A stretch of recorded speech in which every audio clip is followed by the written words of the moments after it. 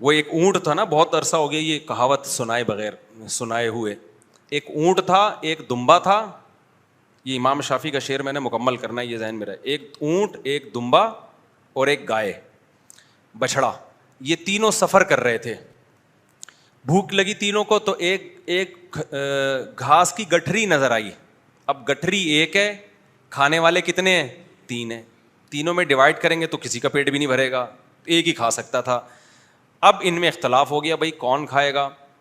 تو اونٹ نے کہا, اونٹ بڑا تھا نا, بزرگ تھا, تو انہوں نے کہا حضرت آپ فیصلہ کریں. اونٹ نے کہا بھائی میری رائے یہ کہ جو ہم میں سب سے پہلے دنیا میں آیا ہے نا, وہ سب سے سینئر ہے, وہ یہ کھائے گا. اونٹ کا خیال تھا میں اتنا بڑا ہوں تو شاید میں بہت پہلے آیا ہوں.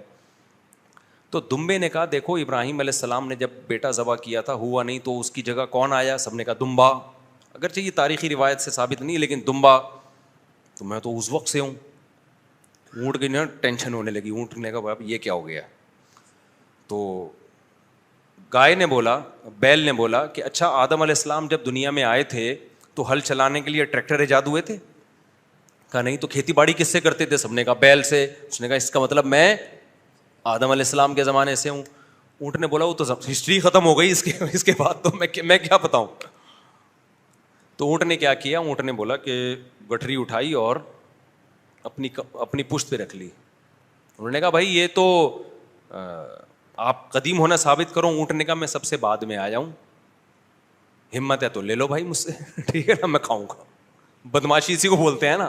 تو یورپ میں کیا ہوا, فرشتوں نے بولا کہ بھائی لوگ ایک طریقے سے مرتے ہیں. پاکستان, انڈیا اور مختلف ملکوں میں ہوتا یہ ہے کہ 40 سال کے بعد ان کی صحتیں خراب ہونا شروع ہوتی ہیں اور وہ خیال نہیں کرتے, پھر 50, 60, 70 میں مر جاتے ہیں. انگریز نے بڑی میڈیکل پہ ریسرچ کی. انہوں نے کہا ایکچولی شوگر کا لیول اتنا ہونا چاہیے, موٹاپا نہیں ہونا چاہیے, بڑھاپے میں یہ چاہیے, ایکسرسائز. ہوتے ہوتے مر کے ہی نہیں دے رہے تھے وہ. 80 سال تک فٹ فاٹ. فرشتہ آیا, اس نے بولا ایک بھیڑ جو ہے نا, ایک وائپر چلایا کورونا کے ذریعے. بولا چلو یار, اب یہ تھوڑی کہ تم اگر 100 سال زندہ رہنا چاہتے ہو تو آگے نئی نسل کے لیے بھی تو جگہ چھوڑو. تم ہی رہو گے تو وہ اگلے کہاں, اگلے پلیٹ فارم خالی کرو بھائی.